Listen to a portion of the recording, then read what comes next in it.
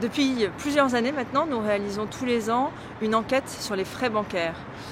Donc nous étudions les frais de 100 banques à peu près. Nous passons en revue les frais prélevés par une centaine de banques, les frais les plus importants qui sont souvent des frais qui sont prélevés pour les incidents de paiement. Par exemple, si vous avez un chèque qui est rejeté ou un prélèvement qui est rejeté, ça occasionne des frais pour le consommateur.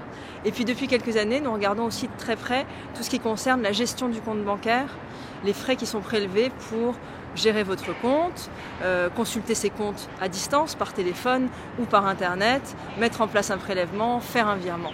Ça nous permet de comparer les tarifs de ces différentes banques, d'informer les consommateurs là-dessus, parce que les consommateurs en France ont beaucoup de mal à pouvoir comparer les tarifs des banques et donc de ce fait à choisir en connaissance de cause. Ok, dans mon pays, il faut rappeler que la Ligue pour la défense du consommateur au Bénin est membre de l'autorité de régulation des postes et télécommunications parce que nous avons pu capitaliser une expérience en matière de télécommunications. La Ligue veille sur la qualité et le coût des télécommunications et c'est à ce titre qu'elle a été nommée par le gouvernement pour être membre de l'autorité de régulation des postes et télécommunications.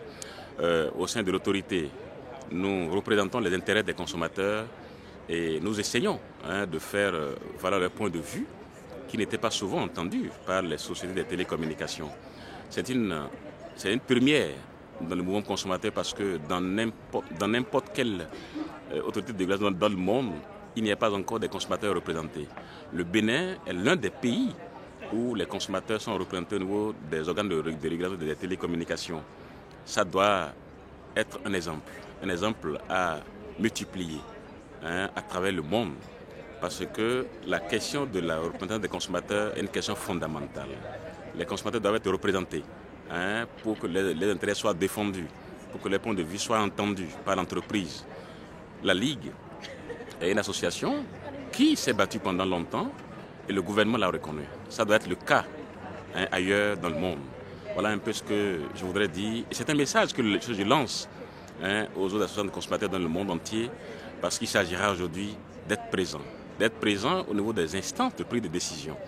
Nous avons donné l'exemple, il faut que les autres nous suivent.